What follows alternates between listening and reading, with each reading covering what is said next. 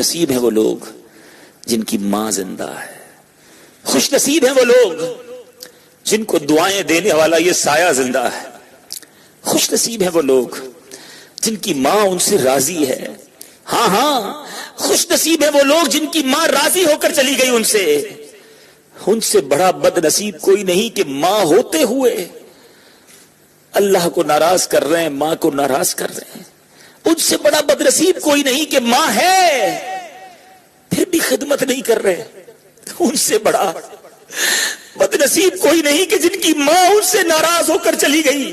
خدا کی قسم میری بات سمجھنے کی کوشش کیجئے، کچھ باتیں الفاظ میں نہیں سمجھائی جا سکتی، ہر بات لکھ کر نہیں سمجھ آتی، کچھ باتیں فیل کرنی پڑتی ہیں۔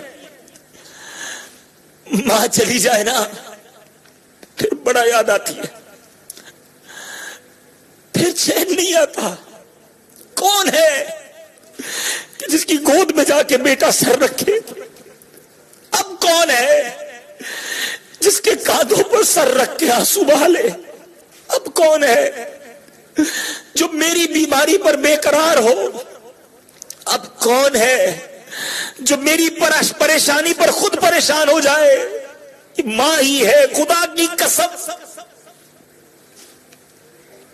ساری کائنات میں ایک ماں ہی ہے کہ بیٹا بے قرار ہے تو ماں بھی بے قرار ہے، بیٹا بیمار ہے تو ماں بھی بیمار ہے۔ ہاں ماں بیمار ہو تو بیٹا بعض اوقات بے قرار نہیں ہوتا، ماں رات کروٹیں بدل کر جاگتی رہے کسی تکلیف کی بنا پر تو بیٹا تو کروٹ بدل کر سو جاتا ہے، مگر دنیا میں ایسی ماں نہیں دیکھی کبھی کہ بیٹا جاگ رہا ہے، بیٹا تکلیف میں ہے اور ماں سو جائے۔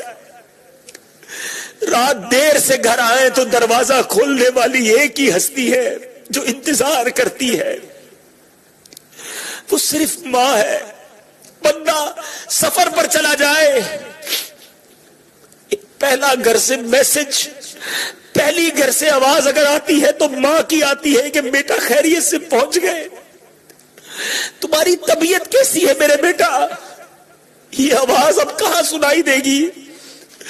جب ماں ہی چلی گئی تو اب کون ہوگا جو مجھے اور آپ کو پوچھے گا؟ ارے ہے جس کی ماں، لے لو دعائیں، کر لو خدمت، یہ جنت ہے ہمارے لیے۔